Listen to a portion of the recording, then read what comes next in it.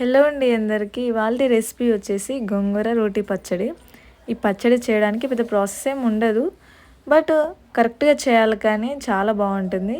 ఇప్పుడు ఈ పచ్చడి చేయడానికి కావలసిన పదార్థాలు గోంగూర, టమాటాలు, పచ్చిమిర్చి. ఇక్కడ ట్విస్ట్ ఏంటంటే కరెక్ట్‌గా అన్ని కొలతలతో సహా తీసుకుంటేనే పచ్చడి అనేది బాగుంటుంది. లేదంటే పులుపు ఎక్కువ ఉండి కారం తక్కువ, లేదంటే కారం ఎక్కువ ఉండి పులుపు తక్కువ, అలా కరెక్ట్‌గా కుదరదనమాట. ఇక్కడ నేను కరెక్ట్‌గా 10-12 వరకు పచ్చిమిర్చి తీసుకొని దోరగా వేయించి పక్కన పెట్టుకున్నాను. ఇప్పుడు 6-7 టమాటాలు కట్ చేసి ఆయిల్లో వేసుకొని వేయించుకోవాలి.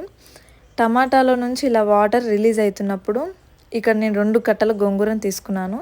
ఆ గోంగూరను అందులో వేసుకొని మూత పెట్టి మగ్గించుకోవాలి. ఒక 2 నిమిషాలు ఇలా మగ్గిన తర్వాత అప్పుడు గరిటెతోని బాగా కలుపుకోవాలన్నమాట. ఇలా మనము గోంగూర వేసి మూత పెట్టి ఉడికించుకోవడం వల్ల ఆకు అనేది మెత్తబడి త్వరగా ఉడికిపోతుంది. ఇప్పుడు చూడండి, మూత తీసి బాగా గరిటెతోని కలుపుకోవాలి. అడుగంటకూడదు. అడుగంటితే మాత్రం ఆ టేస్ట్ అనేది చేంజ్ అయిపోతుంది. బాగా కలుపుతూనే ఉండాలి. వాటర్ అనేవి మొత్తం ఇంకిపోవాలి. చూడండి, ఇక్కడ ఈ కన్సిస్టెన్సీ వచ్చేంత వరకు ఉడికించుకోవాలి. ఇప్పుడు స్టవ్ ఆఫ్ చేసి పచ్చడిని రోట్లో వేసి రుబ్బుకుందాము. మీ దగ్గర ఇలా రోలు లేకపోతే మిక్సీలోనే వేసుకోవచ్చు, కానీ రోట్లో నూరినంత టేస్ట్ మిక్సీలో రాదు.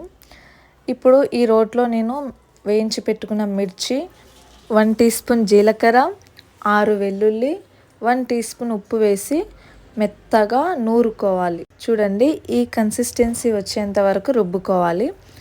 ఇప్పుడు ఇందులోకి ముందుగా వేయించి పెట్టుకున్న గోంగూర టమాటా మిశ్రమాన్ని వేసుకొని ఉప్పు వేసుకొని మెత్తగా నూరుకోవాలి.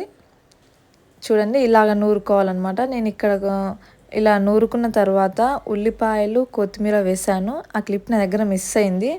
ఉల్లిపాయలు, కొత్తిమీర వేసుకొని జస్ట్ అలా ఒక 2 రౌండ్స్ నూరుకొని సర్వింగ్ బౌల్లోకి సర్వ్ చేసుకొని వేడి వేడి అన్నంలో కాసింత గోంగూర రోటి పచ్చడి, కొంచెం కాచిన నెయ్యి వేసుకొని తింటే సూపర్ ఉంటుందండి. ఈ రెసిపీ మీరు తప్పకుండా ట్రై చేయాలి. ట్రై చేసి ఎలా ఉందో నాకు కమెంట్ బాక్స్లో మాత్రం తెలియజేయండి.